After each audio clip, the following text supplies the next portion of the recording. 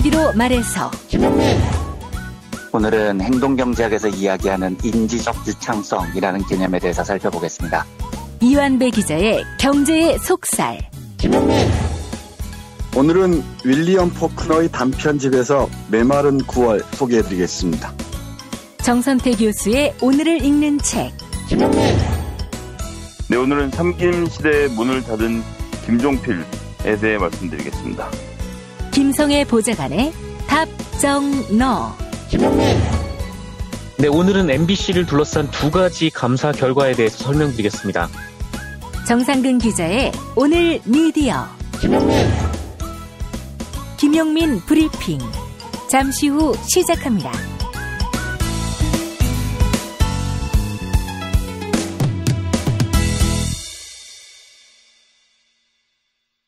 경애하는 영도자 김용민 동지께서는 월드컵을 맞아 오로지 맥주에 치킨만을 찾는 닭편향적 인민들을 위해 유자골 고흥 한우 고로케 판매를 허락하시었다.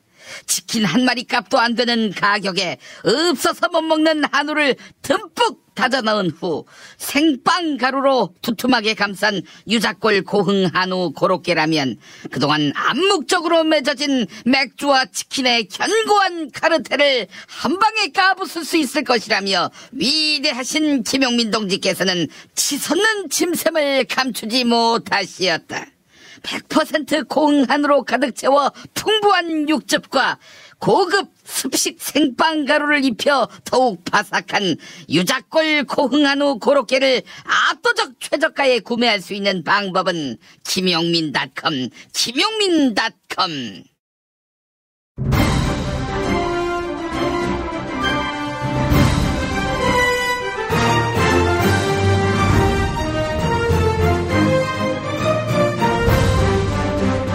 김용민 브리핑.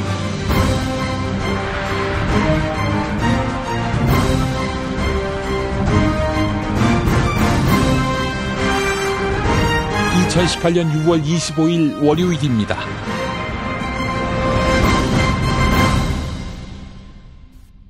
(2007년) 한나라당으로 권력이 넘어간 뒤 9년 동안은 총체적 반동의 세월이었습니다. 많은 사람들이 죽고 다쳤습니다. 안보도 경제도 민생도 모두 엉망이 됐습니다. 그러다가 탄핵 요구의 촛불이 전국을 뒤덮었고 나라다운 나라의 건설이라는 여망을 아는 문재인 대통령이 당선됐습니다. 나라는 급격하게 정상화돼 가고 있습니다. 그러나 1961년 5.16 군사 쿠데타 이후로 총체적으로 망가진 나라를 불과 5년 만에 회복할 수는 없습니다. 그렇다고 지금 잘하고 있는 문재인 대통령의 임기 연장을 도모할 수는 없는 법입니다. 그렇다면 문재인 정부의 철학이 다음 정권으로 이어져야 할 텐데 그러려면 지금 80%에 이르는 문재인 대통령 지지율과 50%를 넘는 더불어민주당의 지지율을 온전히 지켜야 할 것입니다. 여당 민주당의 어깨가 무겁습니다. 이런 가운데 친문이냐 아니냐 감비열사 노릇하는 사람들이 출몰을 했습니다. 있을 수 있지요. 어느 정권 때나 존재했으니까요. 그런데 이들은 노무현 대통령이 한나라당에게 정권을 내준 것은 당시 여당 정치인들이 노 대통령 등에 칼을 꽂아서 그랬다고 하더니 문재인 대통령 등에 칼 꽂을 사람들을 미리 감별해서 제거하겠다고 난리법석입니다. 조금만 자기들과 결이 다르다 싶으면 적으로 규정합니다. 처음에는 그러거나 말거나 했는데 이젠 이런 생각마저 들게 합니다. 그들은 정말 문재인 대통령을 지지할까? 만약 문 대통령이 친문 감별사 노릇 자제하라고 한다면 자제할까? 문 대통령 통제 밖에 있다면 친문의 기치를 손에 쥐고 있는 이들은 짐이 되지 않을까? 네, 문 대통령 최측근인 양정철 전 비서관이 작년에 세상을 바꾸는 언어라는 책을 냈습니다. 이런 대목이 있습니다. 선거 상황에서 강력한 결집력을 지닌 온라인 지지자들은 문재인 대통령에게 무척 고마운 분들이었지만 그 가운데 극히 일부는 인터넷 공간에서 지지 성향이 다른 누리꾼들에게 배타적 폐쇄성을 드러내기도 했다. 그래서 당내 경선 기간에 다른 후보들이 문재인 후보를 비판하는 소재가 됐다. 많은 이들은 강력한 비판 댓글이 문재인 캠프와 연계된 조직인 것으로 오해했다. 미안한 얘기지만 한편으로는 큰 부담이었다. 문 대통령도 온라인 토론과 댓글 문화를 바꿔야 한다는데 고민이 깊었다. 네, 다시 말씀드리지만 이건 양정철 전 비서관의 글입니다. 그러나 양정철 씨도 이 글로 호되게 질타를 받고 있습니다. 우리 시민들 대다수가 생각하는 문재인 대통령을 지지하는 방법 뭡니까? 친문 줄 세우기가 아니라 문재인 대통령 지지 외연을 확대하는 것입니다. 그래서 저는 온라인 공간에서 친문을 자처하며 자신들이 비난하는 손가락 혁명군의 폭력성을 그대로 답습하는 자들 중에 가짜도 있다고 생각합니다. 그래서 이들을 함부로 극문이니 문빠니 문판이 하지 않습니다. 문재인 대통령과 무관할 수 있으니까요. 나아가 이들 세력 코어에 문재인 대통령 정부를 망하게 하려는 공작 세력이 과연 없을까 지켜보게 됩니다. 이 공작 세력의 뜻대로 가기는 어려울 것입니다.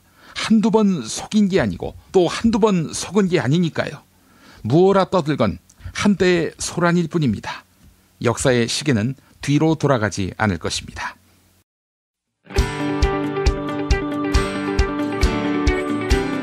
올해 5번째를 만난 미래의 기회 2018 특강 선대인 경제연구소가 7월 14일, 15일 이틀간 진행합니다. 1400만 영화 신과 함께의 제작자는 어떻게 빅데이터 기술을 활용해 흥행몰이에 성공했을까요? 전 세계 1위 흥행 게임 배틀그라운드를 만든 사람들은 어떤 자질을 가졌을까요? 미래의 유망한 바이오 제약 기업들은 무엇이며 남북 정상회담이 열어준 북한의 경제적 기회는 무엇일까요? 다른 곳에서 결코 들을 수 없는 가성비 최고의 특강 놓치면 손해입니다. 자세한 사항은 선대인 경제연구소 홈페이지를 참고하세요. 골반 잡자 바로 잡자 바디로직 허리 통증 바로 잡자 바디로직 몸매 교정 바로 잡자 바디로직 자세가 좋아지는 골반 교정 타이즈 바디로직 검색창에 골반 교정 바디로직 삐딱한 남성 골반 허리에도 역시 바디로직입니다. 바디로직의 효과를 못 느끼셨다면 100% 환불해드립니다. 자세한 환불 조건은 홈페이지를 참조하세요. 스페이드 퀴즈입니다. 돌잔치, 채순잔치, 가게홍보, 체육대회, 창사기념일. 정답! 기념품! 문제를 끝까지 들으셔야죠. 이럴 때 사용하는 판촉물이나 기념품, 답례품, 단체 선물 등을 취급하는 전문업체로서 국민을 위해 제대로 일하는 언론과 정당에 후원을 하는 판촉물 전문업체는 어디일까요? 정답! 네피알! 네? 어디라고요? 네피알! 네, 정답입니다. 판촉물이나 단체 선물이 필요할 때 이왕이면 우리 편 회사 네피아를 찾아주세요. 인터넷 검색창에 네피아를 치시거나 032-519-4800으로 전화주시면 친절하게 상담해드립니다. 그런데 상품은 뭔가요? 네피아를 가서 고르세요. 3만 가지가 넘는 물품이 있어요.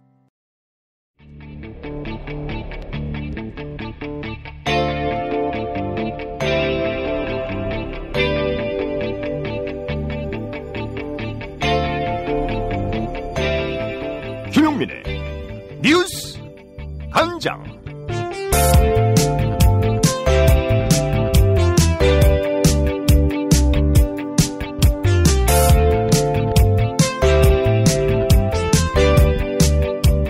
정부가 수사권 조정 합의문을 발표했지만 검찰은 공식 입장을 따로 내놓지 않고 있는데요.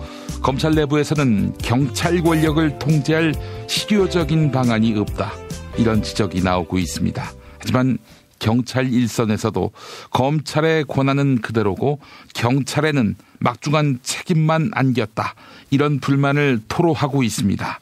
YTN 라디오 이동형의 뉴스 정면 승부에 출연한 황운하 울산경찰청장이 경찰의 입장을 대변했습니다.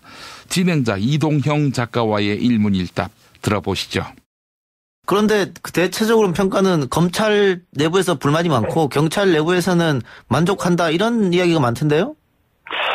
그거는 좀 잘못 전달된 것 같고요. 예, 경찰에서도 경찰청 공식 입장도 그 좀 진일보한 측면은 있지만 여러 가지 과제를 남겨뒀다는 게 경찰의 공식 입장인 걸로 알고 있고요. 일선 경찰들의 반응은 굉장히 격앙되어 있습니다. 이럴 것 같으면은 검찰 개혁이라는 그런 그 화두를 가지고 개혁 작업을 한다는 말이 안 되지 않느냐. 검찰 개혁이 뭐가 된 게 있느냐. 즉 검찰의 권한이 이전과 뭐가 달라진 게 있느냐. 검찰 개혁의 핵심은 검찰로부터 수사권을 떼내는 것이고, 즉 검찰 개혁의 핵심은 검찰 공화국을 만들게 한 힘, 즉 검찰의 직접 수사권과 영장 청구권 독점. 이것이 검찰 공화국을 만든 힘이었는데요. 이 과도한 권력을 떼어내는 것이 검찰 개혁의 본질인데 그 권한이 검찰한테 그대로 유지되었거든요. 그런데 뭐가 달라진 게 있냐는 거죠. 그럼 경찰 내부에서 반발하는 가장 큰 이유는 경찰의 영장 청구권 확보가 무산된 거, 이거로 보면 됩니까? 첫 번째는 검찰에게 이전과 다를 바 없이 광범위하게, 사실상 광범위한 직접 수사권이 인정됐다는 거죠. 직접 수사권 인정. 그리고 두 번째는 그 다음에 영장 청구권인데 영장 청구권은 이게 헌법 문제이기 때문에 이번에 조정안에 포함시키기에는 무리가 있습니다. 물론 이제 헌법 문제 말고 법률로서 좀 조정할 수 있는 여지가 없는 건 아닙니다만 근본적으로는 헌법 개정 문제이기 때문에 이번 조정안에 담기기는 좀 어려웠을 것으로 보고 있습니다. 어저께 발표한 내용을 보니까 향후 개헌 시에 이 문제를 본격 다루겠다는 그런 내용이 포함되어 있었습니다. 경찰 수사권, 1차 수사권과 수사 종결권, 왜 1차 수사 종결권만 줬냐, 이런 반발도 나올 수 있을 것 같아요. 그것은 이제 지난번에 대통령님께서 말씀하신 것처럼 이제 종결권을 주는 이유는 이 국민들이 이중 조사를 받는 불편을 없애게 하기 위함이거든요. 즉 경찰에서 조사받고 무혐의로 끝난 사안을 검찰에 가서 또 한 번 조사를 받는 게 얼마나 불편합니까? 또 인권 침해이고. 그래서 경찰에게 수사 종결권을 부여하는 것인데, 이렇게 경찰에게 수사 종결권을 부여하다 보니까 이제 이런 우려들이 또 있는 것 같습니다. 그럼 경찰이 멋대로 사건을 은폐하면은 어떻게 하지? 또 경찰 수사가 부실하면은 어떻게 하지? 이러한 그 우려가 있을 수 있기 때문에, 그래서 경찰 수사 결과에 이의가 있으면 사건 관계자들이 그 결과를 통보받은 후에 이의가 있으면은 이의 제기를 할 수 있고, 그럴 경우에 이제 검찰에 사건을 넘길 수 있게 이런 장치를 만들어 놨고요. 또 경찰이 수사를 종결해서 혐의 없다고 생각하고 검찰에 송치를 한 후에, 송치가 아니고 종결한 후에 검찰에 사건의 등본, 그러니까 복사본 기록을 그대로 검찰에 또 보내게 돼 있습니다. 그래서 검찰이 그걸 들여다보고 문제가 있다면은 경찰에게 다시 재수사를 요청할 수 있게 해놨거든요. 그래서 완전한 수사 종결권이 아니라서 1차적 수사 종결권이라고 했고요.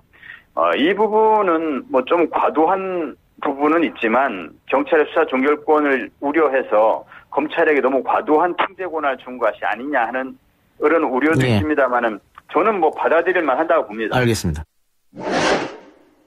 지난주 금요일 남북은 적십자 회담을 통해 약 3년 만에 이산가족 상봉행사에 합의했습니다. 다만 조선은 회담에서 다시 한번 2016년 탈북한 것으로 알려진 여종업원 문제를 거론한 것으로 알려졌는데요. 국회 외교통일위원회 간사로 활동한 김경협 더불어민주당 의원은 여종업원 송환 문제는 당사자의 의견을 존중해야 한다, 이렇게 강조했습니다.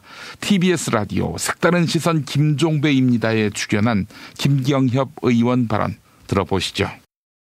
의원님 말씀 종합해보니까 그 맥락이 뭔지는 대충 짐작은 가는데요. 제가 왜 이 질문을 드렸냐면 지금 두 가지 문제가 좀 다를 수가 있습니다. 뭐냐면 진짜로 이게 그 자유의사에 의한 탈북이냐 아니냐라고 하는 문제가 하나 있고, 그 진실이 무엇이든 간에 아무튼 그 한국 사회에 정착을 하고 난 다음에 심경의 변화가 있을 수도 있는 거잖아요. 다시 말해서 북으로 돌아가는 문제는 또 별개일 수도 있다. 연결이 될 수도 있겠지만. 그래서 이 문제가 어렵다라고 이야기를 하던데요. 이게 일괄된 원칙을 잡아서 일괄 처리를 할 수 있는 사안이냐. 이 문제가 지금까지 제기가 되는 거 아닙니까? 저는 그래서 이 문제는 본인 당사자들의 의사를 존중해 줘야 된다라고 생각을 합니다. 그러니까 여기서 남고 싶다는 사람이 있으면 남게 하고 돌아가고 싶다고 하는 사람이 있으면 돌아가게 한다. 그런데 물론 이 그 조치의 그 전 단계는 지금 검찰이 수사하고 있는데 이게 기획 탈북이냐 아니냐에 대해서 명확히 일단 먼저 규명한 다음 얘기라는 것이고요. 그렇죠. 예. 그 문제가 좀 명확하게 규명이 돼야 될 것 같고요. 그리고 나서 본인 당사자들의 의견이 존중되는 게 해법이다 이렇게 생각합니다. 의원님 지금 집권 여당 소속 의원이시지 않습니까? 만약에 이게 본인들의 자유의사와 무관하게 이루어진 그 탈북이었다라고 한다면 그건 공작이었다라는 얘기로 연결이 될 수 있는 거고 그러면 공작의 주체에 대한 행정부 안에서의 조사도 있어야 되는 것 아니겠습니까? 그래서 지금 뭐 그것까지를 조사를 하지 않겠습니까? 검찰에서 수사를 하든 그다음에 지금 이제 아마 국가인권위원회에서도 아마 좀 뭐 이렇게 조사를 한다고 그러는 것 같은데요. 그래요. 그 탈북 과정에 대한 조사가 이루어져야 될 것 같고요. 그리고 그 부분에 대해 그리고 이제 본인들의 그런 지금 현재 입장 이런 것들이 존중되는 게 좋겠다라는. 알겠습니다. 한국전쟁 당시 전사한 미군 유해의 송환이 이르면 이번 주 안으로 이루어질 것으로 보입니다. 조미 정상회담 공동성명에 명시된 합의에 따라 미군 유해 발굴과 송환이 이행되는 건데요. 한반도 전문가로 통하는 한동대 국제어문학부 김준형 교수는 도널드 트럼프 미국 대통령이 미군 유해 송환을 통해 미국 내부의 불만을 잠재우려 한다. 이런 분석을 내놓았습니다. TBS 라디오 김어준의 뉴스공장에 출연한 김준형 한동대 교수의 말 들어보시죠. 김어준 딴지일보 총수의 휴가로 장윤선 기자의 진행입니다. 우리가 네 가지 그 북미 정상회담에서 나왔는데 좀 네 번째는 조금 뜬금없지 않았습니까? 부분 세 가지는 굉장히 원칙이나 포괄적이거나 그랬는데 네 번째는 굉장히 실무적인 일이었단 말이에요. 이거는 이제 지난번에 세 명의 이제 뭐 북한에 억류되어 있던 미국인들을 풀어주는 조치처럼 이거는 북미 간의 신뢰를 회복하는 데 있어서 상당히 그 구체적이고 실무적인 일이기 때문에 그리고 북한이 어떤 의미에서 미국에서 가장 많이 나오는 이 얘기 중에 하나 제가 이제 그저께 미국 가서 그 전략 대화하는 가운데서도 이 미국은 여전히 그 인권 문제 이걸 들고 나오기 때문에 반드시 지금 뭐 미국이 원하는 인권 문제는 아니지만 뭐 북미 간에 있어서 인도적인 문제 그다음에 뭔가 제일 북한이 해줄 수 있는 덜 예민한 인권 문제와 관련이 좀 되어 있거든요. 그래서 그것을 적극적으로 북한이 먼저 해주고 그렇게 속도가 빨라진다는 거는 물론 내부에서 이제 얘기하는 것을 만족시킬 수는 없지만 트럼프 정부가 내세울 수 있는 성과 중에 하나이기 때문에 그런 의미가 좀 있는 것 같습니다. 그 뭐 미국 내부 국내 정치용이다 뭐 이런 얘기도 있었는데요. 실제 그런 면이 좀 있을까요? 그래서 좀 있죠. 근데 예상외로 제가 지금 설전까지 벌이고 왔는데 미국 가서 그러니까 미국 내부에는 뭐 99% 냉소적이니까 여전히 이 부분에서 여전히 그러니까 이 부분에 대해서 저는 이것이 미국 내부의 비판을 잠재울 수는 없지만 적어도 북미 정상회담이 전진 중이다. 그러니까 이게 돌아가는 게 아니라 뭔가 지금 진행되고 있다는 점에서 계속적인 동력의 일종이라고 볼 수 있고요. 그럼에도 불구하고 그 자체가 지금 북미 정상회담이 성공이냐 실패냐를 얘기해 줄 정도는 아니라고 봅니다, 저는. 아니, 근데 99%가 아직도 냉소적이다. 그러니까 이른바 미국 주류 집단 안의 분위기가 그렇다는 건데 트럼프 대통령 지지율은 더 높지 않습니까? 그러니까 원래 이제 제가 자주 얘기하는 부분인데 트럼프는 원래 전체 100%의 대통령이 되겠다는 생각은 없는 거거든요. 교수님 보시기에는 북미 간에 이 비핵화 프로세스 그리고 핵과 관련된 사찰과 검증에 대한 이면 합의가 실제로 존재했을 거다 이렇게 보십니까? 아니면 실제 그런 것은 없어요? 있었을 네, 저는 그게 없었다면 그야말로 이제 북한에게 모든 걸 내줬다고 볼 수도 있거든요. 저는 뭐 그 정도로는 트럼프가 뭐라 그럴까요? 바보가 아니라 그럴까요? 네, 바보가 기본적으로 이제 협상에 대한 그게 있었고, 네. 그다음에 이제 2차 방북, 1차 방북 그 폼페오의 그 뒤에 나오는 언급들을 보면 네. 큰 틀에서는 그런 부분들을 상당히 이제 북한이 합의해 준 걸로 분석이 되고, 그다음에 중간에 이제 이게 취소될 뻔한 그런 것을 겪었을 때 네. 다시 어디로 돌아가느냐의 문제가 중간에 판문점, 그다음에 싱가포르, 그다음 김영철 방미, 네. 죄송합니다. 김영철 방미와 포함돼서 이런 것들을 확인했고, 그다음 싱가포르에서도 바로 전날까지 사실 협상을 했거든요. 네네. 그러니까 그런 것들이 실질적으로 북한의 초기 조치와 굉장히 많이 관련이 있다고 저는 생각합니다. 네. 그래서 그 부분에 대한 일정 정도의 양보를 받았기 때문에 사실 합의문이 이르렀다고 볼 수 있거든요. 그런데 네. 그걸 왜 안 남았냐? 마지막까지 북한이 양보하는 규모 자체가 있었고, 그것이 바로 전날 이제 북한이 양보를 했다면, 네. 그걸 문안까지 담기는 굉장히 무리였을 거고요. 트럼프가 전략적으로도 이걸 합의했지만, 사실 이것을 계속적으로 정치적으로 이용하기 위해서라도, 네. 뭔가 동력을 조금씩 던지면서 이 불을 지펴갈 가능성이 매우 큽니다. 알겠습니다. 제가, 미국에서 국무부 쪽 사람을 만났는데 그 표현도 네. 이 동력을 계속 살려가는 게 필요하다는 얘기를 제가 드렸거든요. 한 달이면 한 달, 두 달이면 두 달 계속 이 뭔가를 북한이 양보했던 조치들을 이렇게 풀면서 그런 그것들을 발표하면서 아마 이것을 끌고 나갈 가능성이 매우 크다고 봅니다. 진실은 반드시 밝혀진다고. 무엇이 진실입니까? 대통령이라고 하는 지위를 진실을 밝히지 않는 데에 역이용해서. 김보영 아나운서가 함께합니다. 아프니까 팩트다. 안녕하세요. 아프니까 팩트다. 김보영입니다. 한국전쟁이 발발한 지 올해로 68주년을 맞았는데요. 일각에서 문재인 대통령이 한국전쟁 기념식에 고의로 불참하고 있다는 주장이 나오고 있습니다. 일부 커뮤니티와 포털 사이트 댓글을 중심으로 6.25 정부 기념 행사를 피해 문재인 대통령이 러시아 국빈 순방에 나섰다. 이런 이야기가 나오고 있는데요. 이에 CBS 노컷뉴스가 팩트체크에 나섰습니다. 먼저 문재인 대통령의 순방은 블라드미르 푸틴 러시아 대통령의 초청에 따라 국빈 자격으로 이뤄졌습니다. 청와대가 6월 25일에 임박한 일정을 일부러 짠 게 아니라 러시아 측의 요청을 수용한 겁니다.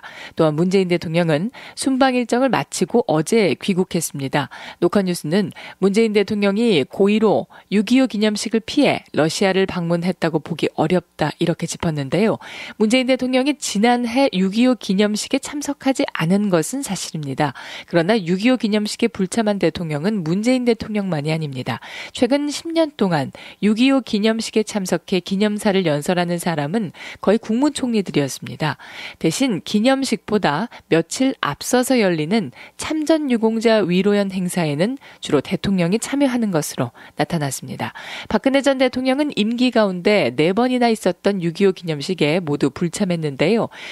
대신 국가보훈처가 주관한 국군 및 유엔군 참전유공자 위로연에만 참석해 유공자들을 격려했습니다.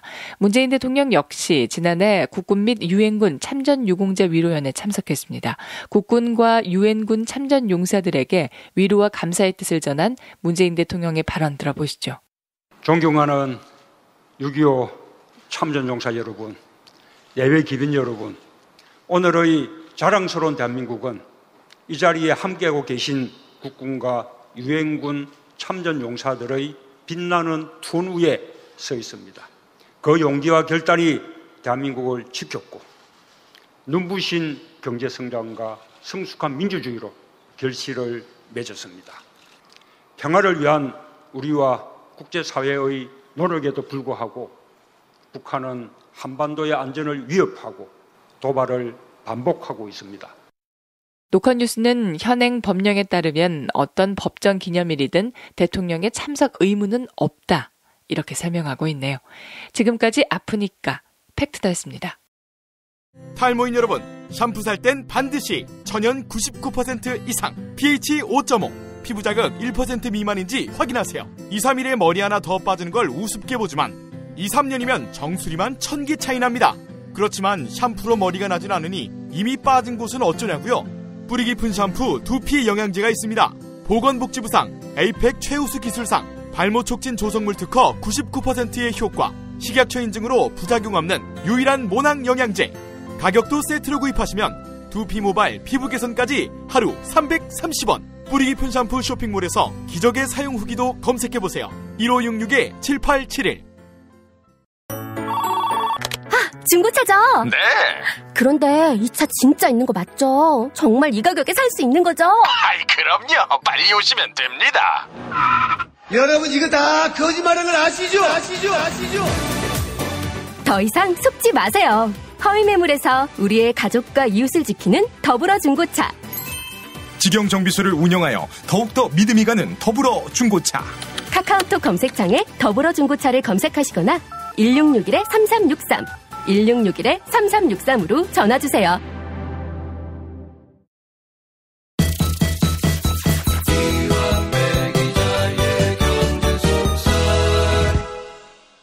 (40세) 남성 10,000원대, 10살이면 5,000원대의 실손보험과 40세 여성 기준 월 2만원 치아 보험, 네, 포털 사이트 다음에 7,000원 운전자 보험 카페를 검색하시기 바랍니다. 전화번호는 016-360-0689, 016-360-0689번입니다. 일반 전화는 02-849-9730, 02-849-9730번입니다. 네, 경제의 속살로 이어갑니다. 민중의 소리 이완배 기자 만나겠습니다. 이완배 기자님. 네, 안녕하십니까. 예, 자, 세주간이 또 시작됐습니다. 오늘 어떤 이야기 준비하셨습니까? 예, 오늘 월요경제학 시간이죠. 그래서 오늘은 행동경제학에서 인간의 오류를 지적할 때 종종 사용하는 분석들입니다. 인지적 유창성이라는 개념에 대해서 알아보겠습니다. 인지적 유창성. 일단 말이 좀 어렵죠. 벌써 발음부터 좀 어렵습니다. 예. 영어로 cognitive fluency라고 하는데 이게 뭐 영어로 들어온 말인지 모르겠습니다. 인지적 유창성이 딱 와닿지가 않죠. 그런데 사실은 굉장히 쉬운 개념입니다. 그러니까 전혀 어렵게 생각하지 않으시고 편하게 들어주셔도 됩니다. 예. 우선 도발적인 질문을 하나 던지면서 시작을 해보겠습니다. 특히 방송을 직접 녹음을 저하고 함께 하시는 김용민 PD님께는 아주 기분 나쁘게 들리실 수도 있는 질문인데요. 질문의 기분이 조금 나쁘셔도 방송의 원활한 진행을 위해서 김용민 PD님께서 최대한 간략하게 자기의 생각을 먼저 이야기해 주시면 오늘 진행에 많이 도움이 될 것 같아요. 예. 질문을 던집니다. 2012년 4월에요. 총선이 있었습니다. 예. 제19대 국회의원 선거였죠. 이명박 정권이 5년 동안 삽질한 것에 대한 민심의 준엄한 평가 분위기도 있었고 또 이 선거는 2012년 대선을 앞둔 전초전 같은 선거였습니다. 당시 또 낙곰수라는 빅히트 팟캐스트 스피커가 등장을 하면서 진보 지지자들의 결집력도 상당히 높았고요. 또 정치권에서는 야권이 뭉쳐야 이 지긋지긋한 한나라당, 새누리당 정권을 끝낼 수 있다는 절박함도 있어서 야권 연대도 그전에 보궐선거부터 비교적 잘 이루어졌다는 평가를 받았습니다. 그래서 전체 지역구에서 골고루 민주통합당과 통합진보당 야권 연대가 이루어졌고요.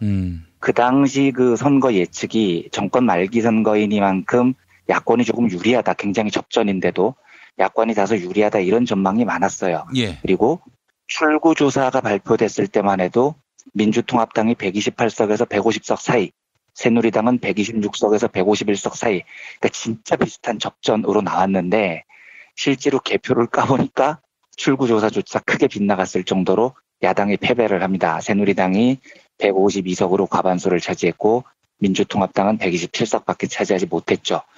통합진보당이 13석을 차지했지만 자유선진당도 5석을 건졌기 때문에 하여간 뭐 전체적으로 보수 진영이 과반수를 넉넉하게 확보하는 그런 결과가 나옵니다. 이제 여기서 던지는 도발적인 질문은 이겁니다. 여러 정황상 접전일 것으로 보이긴 했지만 그래도 민주진보 진영에 상당히 유리해 보였던 선거였는데 왜 뜻밖의 이런 패배를 당하게 됐을까요? 2012년 총선 참패의 원인이 무엇이었는지를 설명해 보십시오라는 시험 문제가 나왔습니다. 한 문장으로 짧고 간략하게 대답해 주세요라는 시험 문제가 나왔다면 김용민 PD님께서는 어떤 답을 내시겠습니까? 이명박 씨의 학정 그리고 그릇된 통치 이거보다는 김용민이라는 정치 신인의 그간의 대먹지 않은 그런 인생에 대한 심판 이게 더 강했다. 아니, 그 답을 예상을 했는데 그렇게까지 잔인하게 말씀하실 필요는 없으셨습니다. 그렇습니다. 그래서 이명박이의 그 악행보다는 김용민이의 과거의 그 반듯하지 못한 삶이 국민들의 분노를 더 크게 자아냈구나 하면서 마치 제가 이명박 수준으로 올라간 정치적 위상. 예. 그러니까 제가 원래 그 예상했던 대답은 김용민의 막말 파동이다. 요 정도 대답을 원했는데, 네. 아니 본인 스스로께서 그렇게 대목지 않은 인생이라고 이야기를 하시면 질문한 제가 너무 나쁜 놈이 되지 않습니까? 아니 사실이었습니다. 어떡하겠어요. 당시 모든 언론들이 한 목소리로 평가했던 거 아니겠습니까? 그렇죠. 이제 제가 드리고 싶은 이야기가 그겁니다. 뭐 질문을 던져놓고 보니까 좀 진짜 잔인한 질문인 것 같기도 하고 많이 불편하셨을 것 같은데. 아닙니다. 별 말씀을요. 예. 대부분의 사람들이 그 당시 선거의 민주진보 진영 참패의 원인을 김용민 PD님에게 찾죠. 그렇죠? 예. 김용민의 막말 파동이 그 선거를 사실 굉장히 야권에 유리했던 선거를 말아먹는데 가장 설득력 있는 한 문장으로 지금까지도 분석이 되곤 합니다. 요 2012년 선거에 대한 평가를 잠깐 기억하고요. 이제 오늘의 본론인 인지적 유창성이라는 개념으로 돌아오겠습니다. 행동경제학에서 제일 관심을 많이 갖는 분야는 인간이 왜 주류경제학에서 이야기를 하듯이 매우 합리적이고 매우 정확한 선택을 하지 못하느냐에 있습니다. 주류경제학은 늘 인간이 너무나 계산적이고 그 계산에는 오류도 없고 그래서 인간이 항상 합리적이고 이기적인 선택만을 한다. 이렇게 보는데요. 행동경제학은 그 전제 자체를 인정을 하지 않죠. 그래서 심리학과 출신의 이 행동경제학자들은 인간이 왜 정교하지 않은가에 관심을 둡니다. 근데 이것도 수백 가지, 수천 가지 이유가 있는데 행동경제학에서 설명하는 그 이유 중 하나가 사람이 매우 단순한 설명을 좋아하기 때문이다 라고 보는 관점이 있습니다. 요게 인지적 유창성이라고 해요. 말은 굉장히 어려운데 쉽게 이야기를 하면 내가 인지를 할 때 뭘 쉽게 받아들이냐면 내가 알아듣기에 쉬운 대답일수록 내 뇌가 훨씬 잘 받아들인다는 겁니다. 왜냐하면 누군가 설명을 하는데 대답이 복잡하잖아요. 어렵잖아요. 그러면 내 뇌가 그걸 해석하는데 너무 많은 에너지를 쏟아야 돼요. 그런데 사람은 본능적으로 그게 싫은 겁니다. 반면에 누군가가 해답을 내주는데 그게 매우 간단하고 이해하기가 쉬우면 그게 해석하는데 에너지를 거의 소모하지 않으니까 그 간단한 해답을 진실이라고 착각을 해버리는 경향이 있다는 겁니다. 예를 들어보죠. 기우제 이런 게 대표적입니다. 농사가 잘 안 됐어요. 왜 잘 안 됐을까요? 올해 농사를 망친 이유가 실로 다양하고 복잡할 거잖아요. 그러면 그 복잡한 이유를 잘 풀어내고 연구를 열심히 해야 내년에 농사를 안 망칠 수 있는 거죠. 그런데 사람들은 올해 농사를 망친 이유를 그렇게 복잡하게 설명을 하면 생각할 게 너무 많아져서 피곤해요. 그래서 그 복잡한 설명을 받아들이지 못합니다. 훨씬 간단한 답을 원해요. 근데 이때 누군가가 나와서 올해 농사를 망친 이유는 신이 노하셔서 그런 거야. 이렇게 한 줄 요약을 해주면 뇌가 이제 해석을 할 필요가 없는 거죠. 우와, 정말 맞는 말씀이십니다. 신이 노하셔서 그렇군요. 라고 생각을 하고 신에게 재물을 갖다 바치는 기우제를 하게 되는 오류를 범하게 됩니다. 가뭄이 들었어요. 수만 명의 국민이 가뭄 때문에 기아로 목숨을 잃었습니다. 자, 원인이 뭘까요? 자연과학적으로 보면 올해 유난히 가뭄이 심했던 원인이 얼마나 복잡하겠습니까? 게다가 가뭄이 들었다고 농사가 완전히 망친 것도 그 이유만도 수만 가지가 될 겁니다. 뭐 관계시설이 잘못됐건 가뭄 대비가 잘못됐건요. 그러면 내년에 반복된 문제를 막기 위해서는 복잡한 실타래를 하나하나 끄집어내서 꼼꼼히 풀고 연구하고 대응해야 됩니다. 그런데 사람들이 듣기 좋아하는 답은 그렇게 복잡한 해법이 아니에요. 어떤 해법이냐? 왕이 나와가지고 이게 다 짐이 부덕한 탓이로다. 이 한마디가 훨씬 더 설득력이 있는 겁니다. 그래서 내년 가뭄을 막기 위해서 온 나라가 머리를 싸매고 대책을 세워도 모자랄 판에 뭔 짓을 하고 앉아있느냐? 왕이 단식을 하고 기우제를 지내고 앉아있는 거죠. 현대 사상사에 지대한 영향력을 미친 마이클 폴라니라는 사상가가 있습니다. 이 마이클 폴라니는 경제학자는 아니지만 언젠가 기회가 되면 한번 소개를 해드리고 싶긴 한데요. 폴라니는 과학자이자 철학자라고 불리기도 해요. 그런데 이 사람은 사실과 진실은 매우 다르다. 팩트와 트루스는 아예 다른 문제다. 이렇게 이야기를 합니다. 사실은, 팩트는 굉장히 단편적이에요. 그런데 진실은 그보다 어마무시하게 복잡합니다. 그래서 사실 팩트는 빙산으로 보면 맨 위에 나와 있는 일부분에 불과해요. 빙산의 10%밖에 안 보여주는 거죠. 반면 진실의 영역으로 넘어가면 이건 진짜 빙산 일각에 비교가 안 될 정도로 훨씬 방대하고 복잡합니다. 복잡계라고 이야기를 해요. 예. 그래서 폴란이는 어떻게 설명을 하냐면 인간은 말로 할 수 있는 것보다 훨씬 많은 것을 알고 있다라고 말합니다. 근데 문제는 말할 수 있는 것보다 훨씬 많은 것을 알고 있는데 그걸 최대한 단순화해서 표현하려는 경향이 있는 게 문제라는 겁니다. 그렇게 단순화해야 사람들이 알아먹으니까요. 이런 문제 때문에 인간이 그 복잡한 진실을 파헤치고 본질을 분석하는데 소홀해진다는 거죠. 이게 장점으로 나타나는 영역도 있어요. 이게 마케팅 영역입니다. 예를 들어서 내가 이제 물건을 파는데 내가 파는 물건을 놓고 광고를 하는데 우리 제품에 13,623가지 장점이 있어요. 이걸 광고에 쭉 나열하고 있습니다. 이건 미친 짓인 거죠. 그러니까 이제 이게 언론 쪽에서 쓰는 좀 잘못된 일본어 관행이지만 기자들이 잘 쓰는 말로 속칭 마케팅을 할 때는 야마를 잘 잡아야 돼요. 그러니까 소비자에게 호소력이 있으려면 한 줄 요약에 강해야 됩니다. 왜냐? 사람들은요. 단순하지만 설득력 있는 한 줄에 훨씬 더 호감을 가지고 있거든요.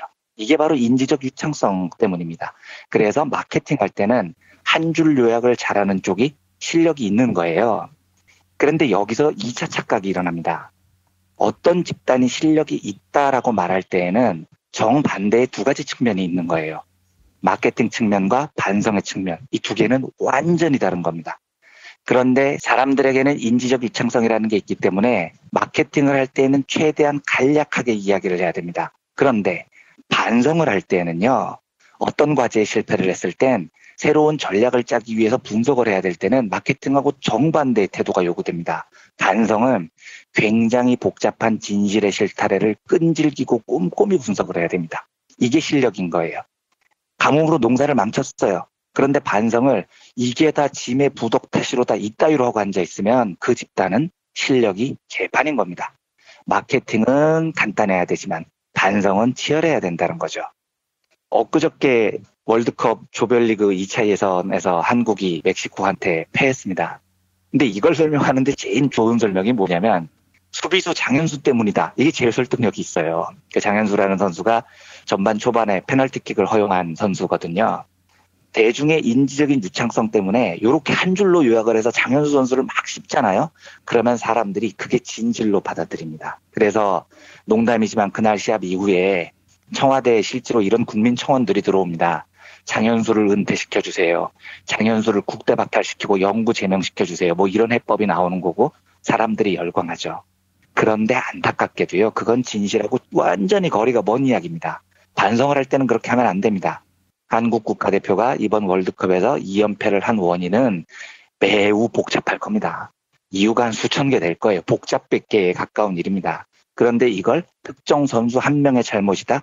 이게 가뭄 들었을 때 기우제 지내자 이런 거랑 뭐가 다르냐는 거죠. 그러면 저희가 처음 던졌던 잔인한 질문으로 돌아와 보겠습니다. 2012년 19대 총선에서 민주진보 진영이 왜 패했을까요? 저는 잘 모르겠어요. 제가 정치를 잘 모르니까요. 그런데 제가 한 가지 장담할 수 있는 게 있습니다.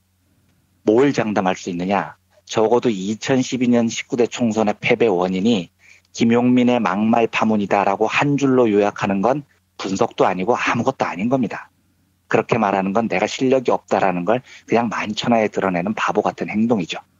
그렇게 말하면 사람들의 인지적 유창성을 자극을 해서 설득력 있는 요약 한 줄처럼 보일 수는 있어도 그거보다 수만 배 복잡한 진실을 가리는 아주 바보 같은 짓이 돼버리는 겁니다.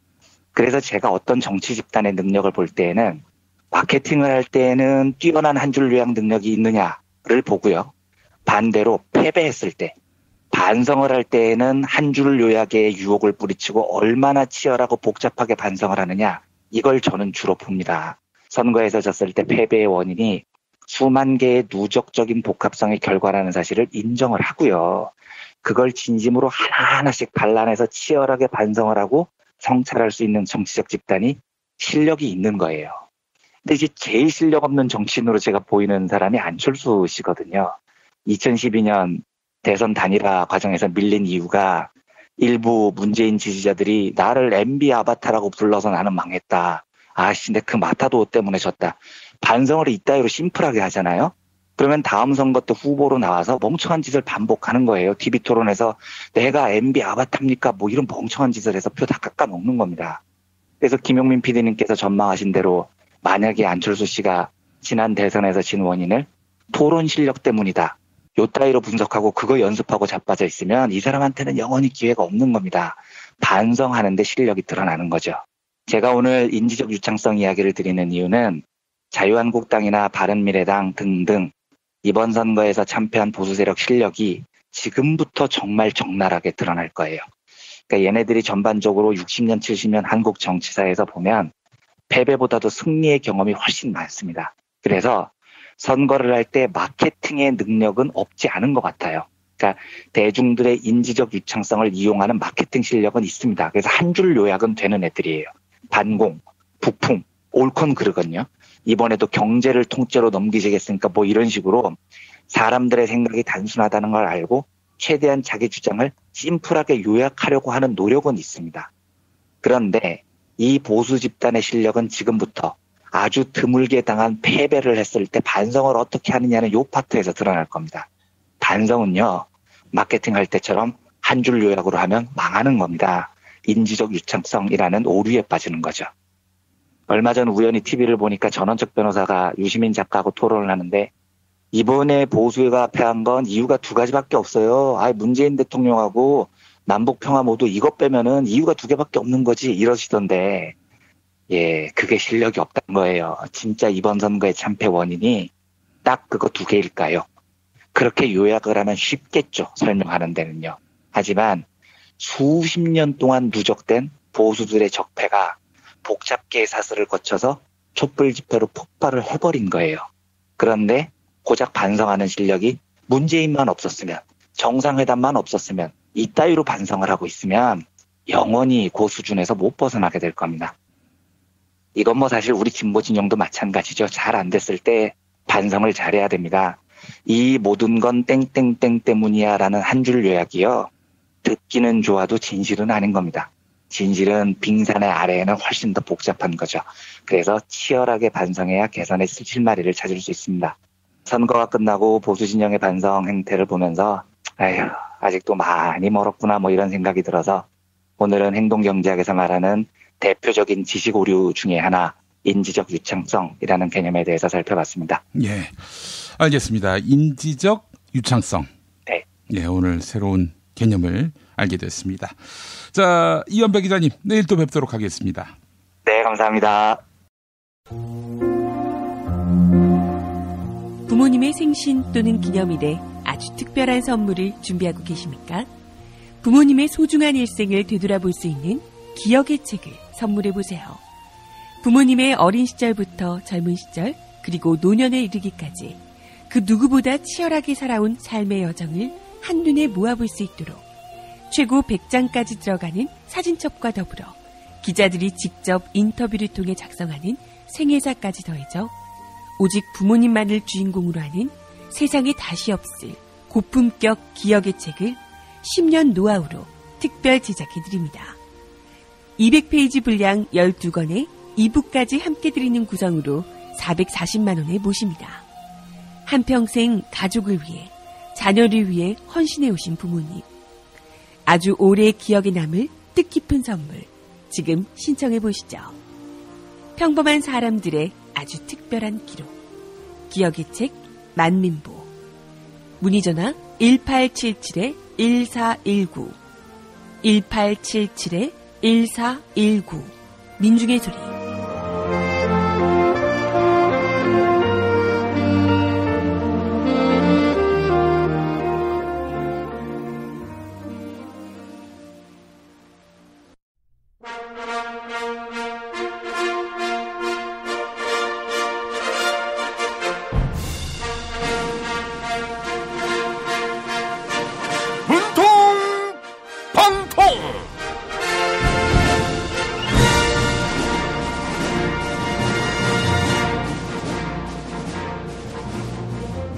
대통령 문재인입니다.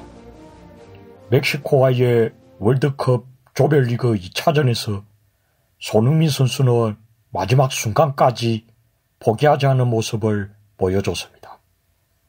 이번 대회에서 가장 훌륭한 골을 보여줬지요. 지방선거에서 참패한 자유한국당 역시 마지막까지 포기하지 않는 모습을 보여주고 있는데요.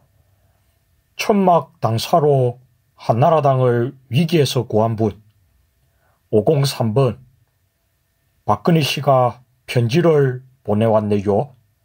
함께 읽어볼까요? 문재인 대통령님, 수임번호 503번입니다. 자유한국당 혁신 비상대책위원회 준비위원회가 출범했습니다. 그러나 아직 갈 길이 멀어 보입니다. 괴멸에 가까운 선거 참패의 책임을 친박에게 지우고 있습니다. 친박의 목을 쳐야 한다느니, 친박의 망령이 되살아났다느니 이런 말이 나오고 있습니다. 제가 이렇게 버젓이 살아있는데 망령이라니 정말 너무합니다. 아이고, 박근혜 씨, 상심이 크시겠어요? 그런데 한국당 내부에서는 친박뿐만 아니라 홍준표 전 대표, 아울러 김무성 의원의 정계 은퇴를 요구하고 있어요. 친박만 탓하는 게 아니니까 너무 상심하지 마세요. 네? 친박 중에서도 진박으로 분류되는 정종섭 한국당 의원이 더 얄밉다고요? 박근혜 씨 이름 팔아서 정치한 사람들은 자리를 비워라. 이렇게 주장했다고요? 하하하하.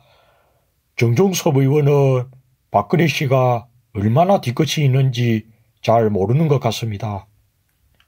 오죽하면 사촌 형부인 김종필 전 국무총리가 별세했는데도 조화를 보내지 않았겠습니까? 네? 박근혜 씨가 부모님의 나쁜 점만 물려받았다고 말했는데 어떻게 사이가 좋을 수 있겠냐고요? 감옥에 있는데 무슨 꽃을 보내냐고요? 아이고, 깜빵에 있는 716번 이명박 씨는 조화를 보내서요. 박근혜 씨는 식물을 참 안 좋아하는 것 같아요. 2016년 박근혜 씨의 생일날 더불어민주당이 선물로 난을 보내겠다고 했는데 당시 박근혜 정부 청와대가 이를 거절했었지요. 동물의 왕국만 좋아하지 말고 식물도 좀 사랑해 주세요. 저는 내일 다시 찾아올게요. 노력한 만큼 내어주는 자연, 그 자연의 마음을 알기에 정성농장 홍삼. 검색창에서 정성농장 홍삼을 검색해주세요. 010-9754-6972 다이어트를 위한 꿀팁. 동결건조 채소와 곡물, 단백질, 그리고 효소와 비타민, 미네랄로 만든 다이어트 전용 그린 스무디로 하루 한두 끼만 바꿔 드세요. 비타샵에서 만나요. 생활인을 위한 꿀팁. 집 두 채에 월 10,000원 화재보험 카페. 화재 배상, 심지어 도난 피해까지. 여기에 더해 가전제품 고장 수리비까지. 연중 무휴라 언제든 02849-9730. 아이고 무릎이야. 무릎펜 몰라? 무릎펜? 무릎펜이라고 이번에 새로 나온 무릎 관절 보호대야. 네이버에서 무릎펜을 검색해봐. 상담은 010-2255-4489 최 과장을 찾아주세요.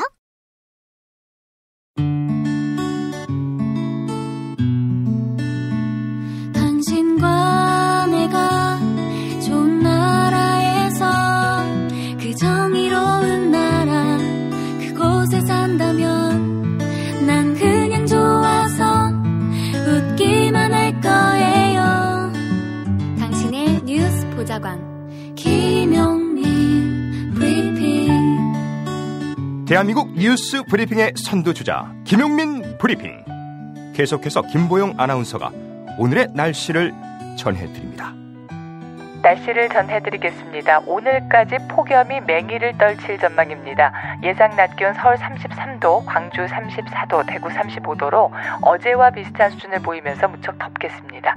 제주도는 장마전선의 영향으로 밤부터 비가 내리겠는데요. 이후 장마전선이 북상하면서 내일 아침에는 전국에 비가 내리겠습니다. 남부지방에는 최고 200mm 이상, 수도권에도 120mm 이상의 국지성 호우가 쏟아질 전망입니다. 여기는 대한민국 브리핑 1번지 김용민 브리핑입니다.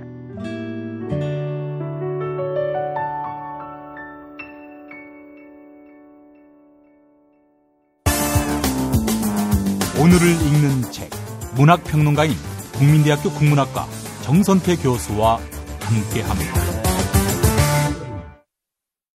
탈모는 막아주고 빠진 머리는 다시 나게 하는 18,000원짜리 뿌리 깊은 샴푸 두피 영양제. 네, 돈 많이 들고 효과 없다.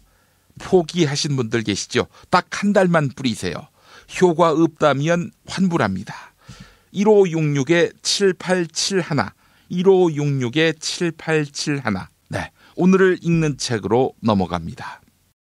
국민대학교 한국어문학부 국어국문전공 정선태 교수님 함께하겠습니다. 교수님. 네, 안녕하세요. 네, 오늘 어떤 작품 소개해 주시겠습니까? 네, 오늘은 미국 문학의 거장 윌리엄 포크너의 단편집 중에서 메마른 9월 소개해 드릴 텐데요. 윌리엄 포크너는 8월의 빛, 음향과 분노, 압살롬, 그리고 성역 등등으로 대단한 작가입니다. 미국 문학을 세계 문학의 최고 수준의 반열에 올려놓은 그런 작가라고들 하죠. 예. 근데 단편 문학도 참 좋습니다. 제가 가지고 있는 이 단편집이 현대문학이라는 출판사에서 나온 책인데요. 예. 이 시리즈가 다 좋습니다만 특히 윌리엄 포크너 작품의 눈길이 오래 머뭅니다. 제가 이 윌리엄 포크너의 메마른 9월을 고른 이유는 학기 말 정리를 하면서 이제 학생들 에세이를 읽는데요. 그 에세이에서 자극받아서입니다. 어떤 학생의 에세이를 쭉 읽다 보니까 이런 구절이 나옵니다. 거울의 방, 동일성의 감옥이라는 제목의 글인데요. 예. 우리 학생이 허락을 받지 않았지만 조금만 읽어보겠습니다. 예. 타자의 경험이 없으니 우리는 조금이라도 다른 존재들을 대할 방법을 모른다. 다르다는 느낌새만 느껴지면 배제하기 바쁘고 혐오의 언어를 구축하여 만남의 가능성을 차단한다. 그런 의미에서 제주도의 예멘 난민 추방을 위한 국민청원 서명이 20만 명을 넘었다는 사실은 대단히 상징적이다. 구체적인 정보에 근거하지도 않은 온갖 악의적인 추측은 어느새 실제적인 공포가 된다. 배제, 공포, 혐오만이 시면을 메우려 든다. 모든 타자를 받아들여야 한다는 아름다운 이상론을 말하는 것이 아니다.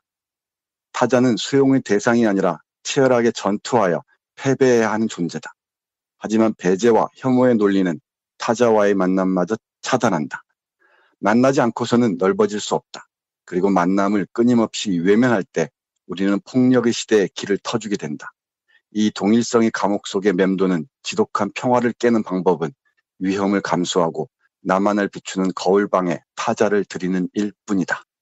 네, 이렇게 쓴 내용. 이게 대학원생도 아니고 대학생이 쓴 겁니까? 네, 학부생입니다. 잘 쓰죠? 아, 진짜. 교수님 제자들은 다 이렇습니까? 이 정도는 써야죠. 아이고 세상에. 이 거울의 방, 그러니까 자기만을 비추는 자기 나르시시즘에 빠진 이 거울의 방, 이게 또 하나의 동일성의 감옥이라고 표현을 했습니다. 예. 비슷한 존재들만이 살아가는 그곳이야말로 지옥이라는 거죠. 신화에 기반한 단일 민족이라는 그 이데올로기는 차치하더라도 우리 문화에서는 타자를 받아들이는데 상당히 미숙한 것 같습니다. 예. 예전부터 그랬을 리는 없는데 모든 문화가 타자와 또는 타자성과의 교섭 과정에서 형성된 거 아니겠습니까? 그런데 현대에 들어서면서부터 식민지 전쟁 경험도 일정 부분 기여를 했겠지만 타자를 수용하고 타자와 대결하고 타자성 속으로 스며드는데 우리는 대단히 미숙한 것 같아요. 그리고 자칫하면은 이걸 공포를 내면화해서 그 폭력으로 드러내곤 하죠. 예. 제주도 예멘 난민을 둘러싼 그 논란인지 논쟁인지 모르겠습니다만은 보면서도 주류가 논쟁의 큰 흐름이 언쟁에 말씀드렸던 이슬람 포비아, 무슬림에 대한 어떤 근거 없는 공포나 악의적인 그 추론 때문이 아닌가 싶어요. 우리 김 PD는 어쩔지 모르겠지만은 제가 이슬람 또는 무슬림 하면 떠오르는 게 뭐냐 물으면은 되게 비슷합니다. 뭐 IS, 테러, 폭력, 그리고 히잡, 그리고 이에 근거한 남성 중심주의, 여성 차별, 뭐 이런 것들이죠.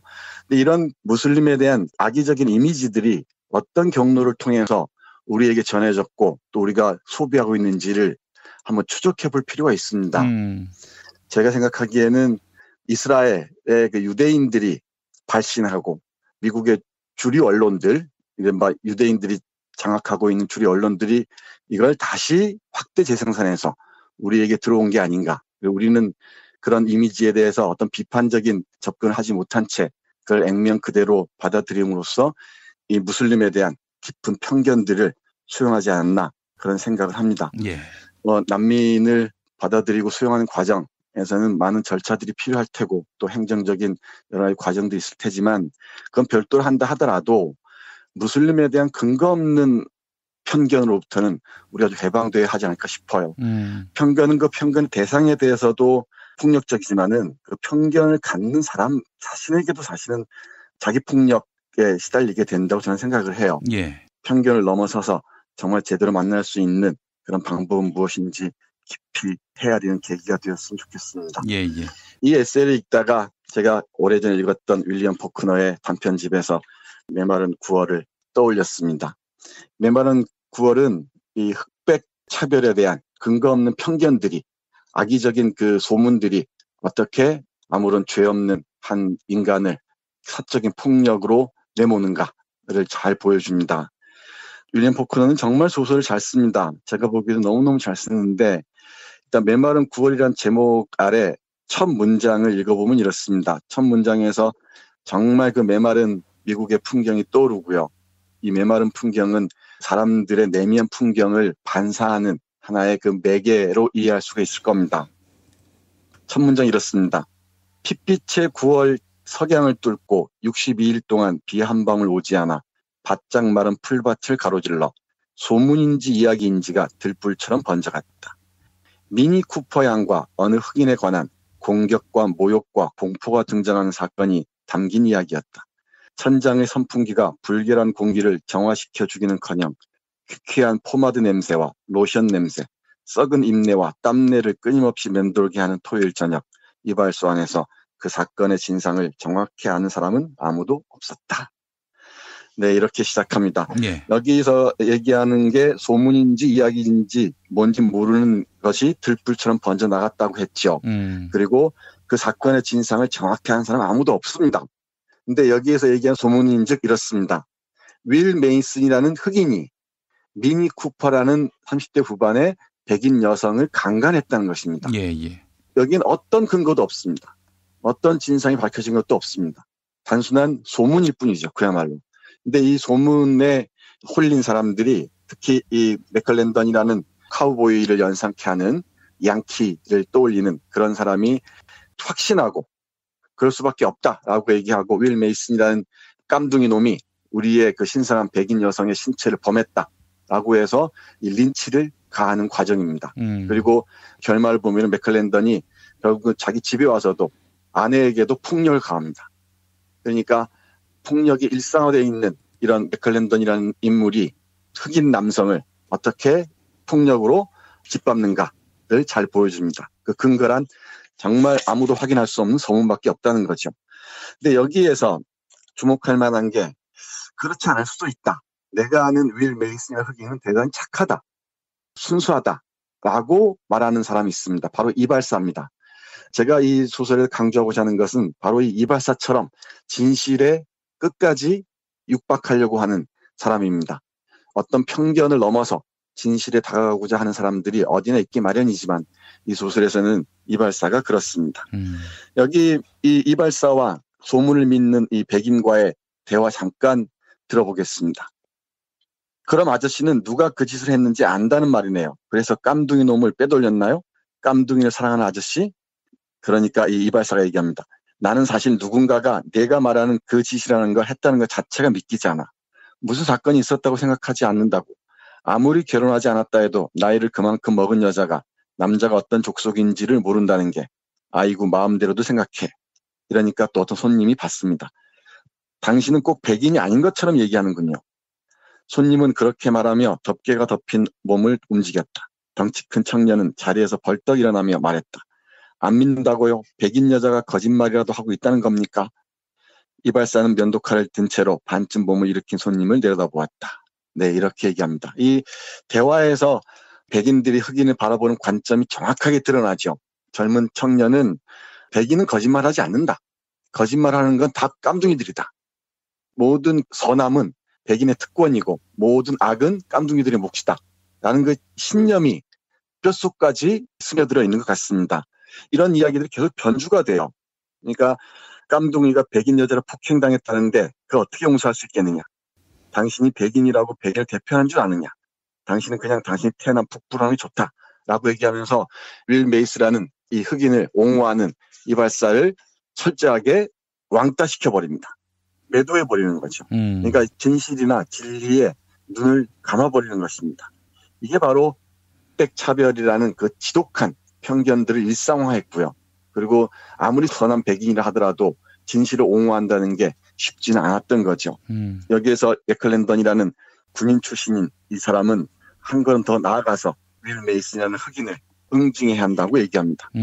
깜둥이 새끼 하나가 제퍼슨 거리 곳곳을 돌아다니며 백인 여자를 강간하고 있는데 내버려 두느냐 이렇게 강변하면서 흑인을 짓밟는 데 나서는 거죠. 이런 식으로 편견이 내면화하고 이게 실천적으로 드러날 때는 소수자의 타자들을 짓밟는 행위로 그대로 드러나기 마련이죠. 제가 윌리엄 포크너의 메마른 9월을 주목하면서 예멘 난민 문제를 떠올리는 것은 사실 우리의 과거 사와도 관련이 있기 때문입니다. 우리는 그야말로 식민지인으로 살았고 또 난민으로 살았습니다. 왜 그렇지 않겠습니까? 그 식민지 시대 때 수많은 사람들이 독립운동을 하기 위해서 또는 먹고 살기 위해서 국외로 떠나야 하지 않았습니까? 예. 그리고 전쟁통의 광장에서 우리 이명준의 사례를 보듯이 여기에서 남과 북 어디도 선택하지 못하고 제3국을 선택해서 간 사람들도 적지 않았습니다. 예. 그 사람들이 난민으로서 망명인으로서 타국에 가서 어떤 생활을 했을지 한 번만 떠올려 보시기 바랍니다. 정말 어려운 게 역지사지한다는 태도인데 그 어렵다 하더라도 한 번쯤 우리 역사에서 한번 우리의 교훈을 얻을 필요가 있을 것 같아요. 예. 그리고 예멘이란 나라가 분단으로 고통받다가 어렵사리 통일을 하지 않았습니까? 그런데 또 사우디아라비아를 뒤에서 지원하는 미국 등등의 외세에 의해서 대리전쟁을 치르고 있습니다. 지금 내전을 치르고 있는 상황이죠. 그 상황에서 전쟁에 개입하지 않겠다고 그곳을 떠난 난민들입니다. 예. 이 난민들의 추상에서 과거의 우리의 모습을 한 번쯤은 떠올려 볼 필요가 있지 않을까 생각합니다. 편견을 넘어서 관대한 태도로 이 난민들의 일상을 바라볼 필요가 있을 것 같고요. 그리고 우리가 함께 살 수 있는 방법은 무엇인지 정말 우리 구성원들이 깊이 고민해봤으면 좋겠다는 생각하면서 오늘 이 편견이 갖는 문제를 아주 날카롭게 파헤친 윌리엄 포크너의 단편 소설 메마른 9월 소개해드렸습니다. 예. 난민을 대책 없이 수용했을 때 어떤 일이 벌어지는지 우려할 수는 있습니다. 사실 그런 우려 자체가 다 무의미하다라고 말할 수는 없겠지만은 그렇지만은 뭐 난민 중에 순수한 난민, 불순한 난민 이렇게 나눠가지고 지금 제주도에 있는 예멘 난민은 불순한 난민이다. 뭐 이렇게까지 단정하는 거는 무리가 아니겠는가? 아니 자기 고향을 떠나서 이렇게 돈 벌려고 왔다. 그게 불온시된다면 일제강점기 때 미국으로 간 사람들, 만주로 간 사람들, 그 사람들도 다 그런 편견과 선입견을 당하지 않았겠습니까? 네, 맞습니다. 그 난민들은 정치적 상황 때문에 왔다고는 하지만은 야, 너희들은 솔직히 얘기해서 여기 돈 벌러 왔잖아. 이렇게 비난을 받았을 거란 말이죠. 네. 그렇습니다. 그렇게 외국인 노동자에 대한 어떤 차별적인 편견에 가득한 그런 말들을 뿜어내는 정말 나쁜 사람들이 많죠. 예. 우리 학생이 에세이에서 얘기했듯이 동일성의 감옥에 갇혀서 타자들과의 교감을 가려버린다면은 그야말로 우리는 더욱 깊은 지옥으로 빠질 수도 있습니다. 정말 글로벌 세계를 외치는 이런 상황에서 점점 더 타자와의 관계를 끊는 방향으로 나간다면은 우리가 어떤 상황에 처할지는 불보듯 뻔한 사실이 아니겠습니까? 예. 그리고 제가 생각하기에는 특히 그 이슬람교를 믿는 무슬림이라는 또 아랍에서 왔다는 게 너무나 큰 편견을 작용하는 것 같아요. 그게 우리 사이에 정말 깊은 편견의 이미지가, 악의적인 이미지가 너무나 깊이 새겨져 있지 않은가 그런 생각을 합니다. 그게 결국은 우리 자신에 대한 편견으로 언제든지 뒤바뀔 수도 있을 텐데 말이죠. 알겠습니다. 정선태 교수님 오늘 좋은 책 소개 감사합니다. 네, 고맙습니다.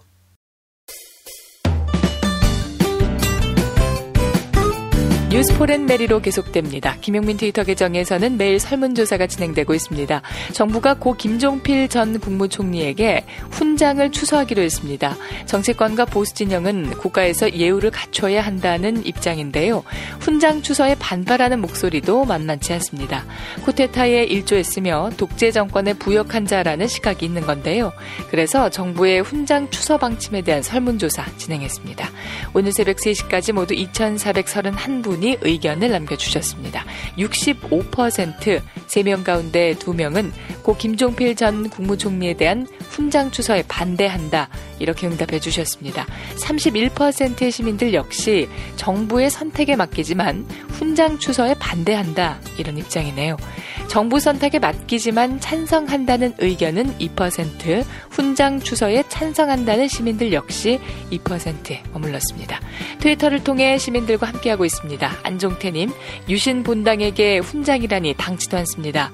국민의 정부에서 국무총리를 한 것이 면죄부가 될 수는 없습니다. 우판태님, 죽으면 모든 잘못이 없어지나요? 설문조사에 참여해주신 여러분에게 감사의 말씀 전합니다.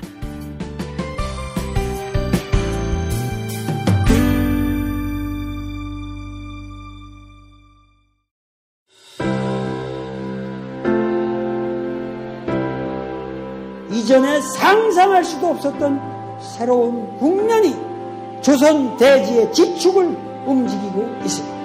이 민족의 역사가 제 궤도에 올라서서 달리게 시작한다고 하는 느낌이군요.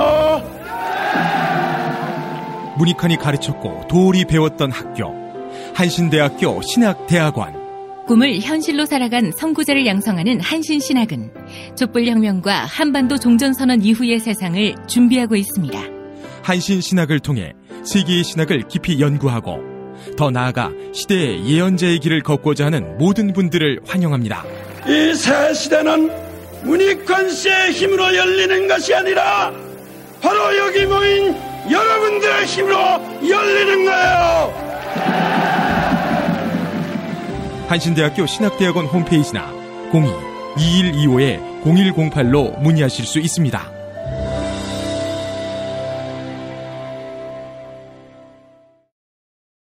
탄핵 때문에 이야기를 전달을 하려고 해도 길을 막고 듣지를 않아요.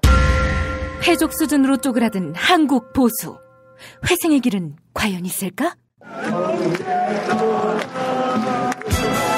변화된 정치 환경. 갈 길 잃은 보수에게 새로운 희망을 제시한다. 애국 보수의 화려한 부활과 집권을 위한 본격 가이드. 김용민의 신간. 보수를 지켜라. 진중권도 투표하는 보수 정당. 광주에서도 일당이 될 수 있는 보수 정당. 젊은이들의 입당이 줄을 잇는 보수 정당. 언제까지 민주당 정의당을 부러워만 할 것인가? 부러우면 진다니까? 자유한국당 당원 김용민이 쓴 보수를 지켜라. 이김에서 나왔습니다.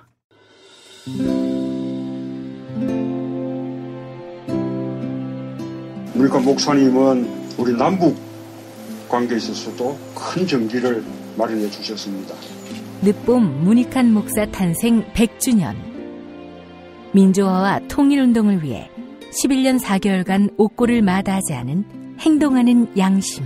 오늘 우리가 누리고 있는 이 민주주의 또 문익환 목사님 이 덕분이 아주 큽니다. 그가 24년 동안 살았던 서울 강북구 인수봉로 통일의 집이 6월 1일 문익환 통일의 집 박물관으로 거듭납니다. 사람들이 이렇게 항상 북적북적 이렇게 했던 공간이라 아버지한테만 아니라 우리 모두들한테 굉장히 큰 의미가 있는 통일의 역사를 기억하며 통일의 길을 모색하는 문익환 통일의 집 박물관 기념사업 추진위원으로 함께해 주시겠습니까? 이건 단지 어떤 유가족들의 유산이 아니라 우리 시대가 가지고 있는 유산이기 때문에 자세한 안내는 포털 사이트에서 문익환 통일의 집을 입력해 주세요.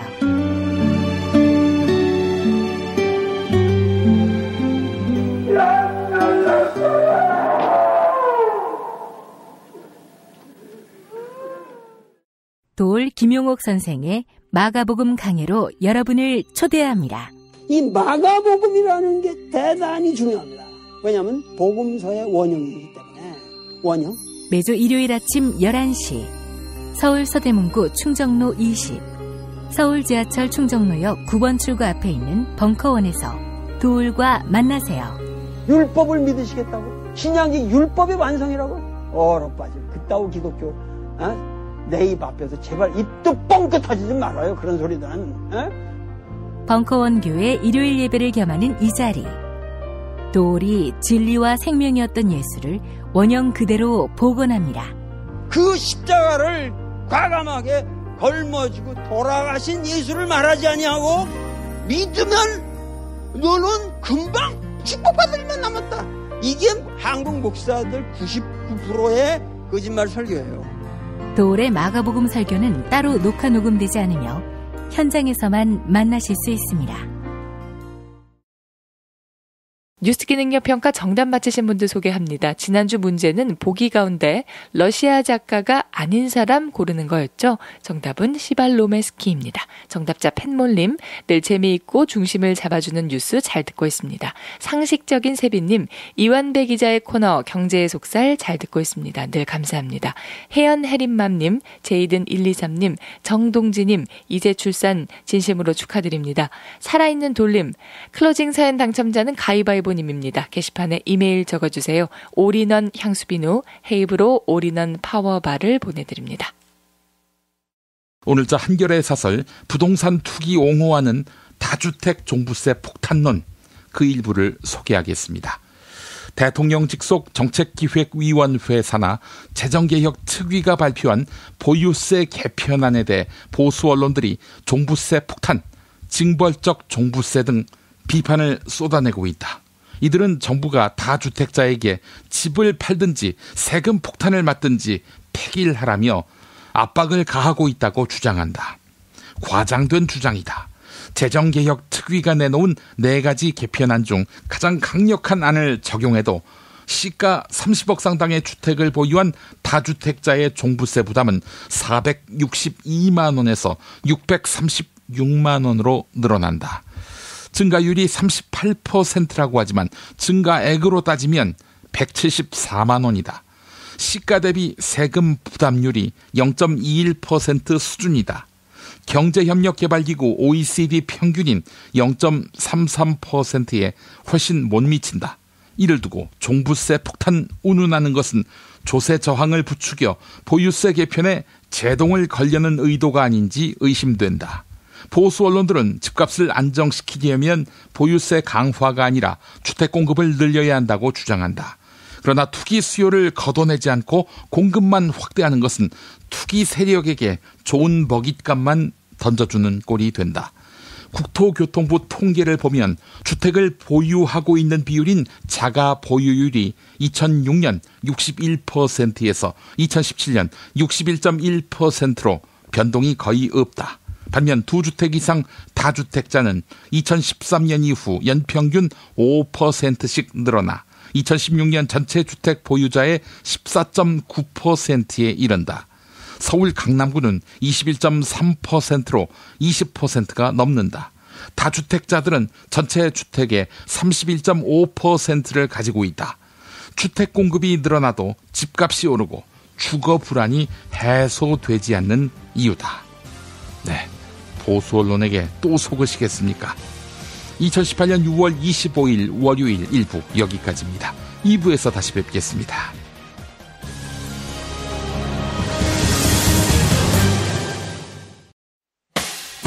김용민 브리핑과 함께한 시간 어떠셨어요? 다음 시간에도 보다 바르고 알차며 즐거운 정보로 여러분을 찾아가겠습니다.